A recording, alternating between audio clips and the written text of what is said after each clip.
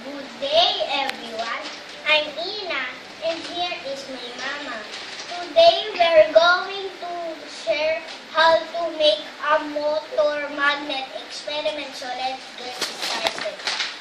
The materials are glass, 2 magnets, 2 perdibles, marker, rubber bands, and copper wire. Let's assemble now our experiment. Mama, what are we going to do first? First, lagyan natin magnet.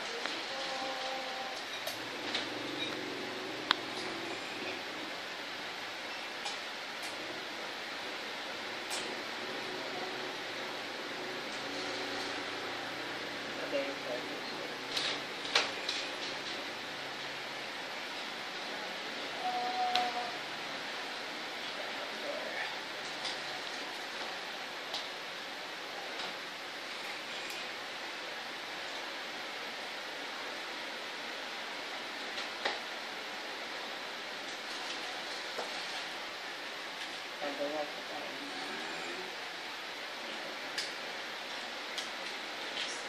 ano po yung gagawa nalagyan natin na marker.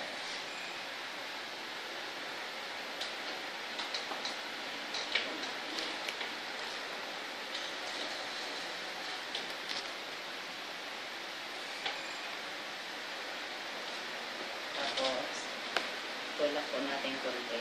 That is have fun.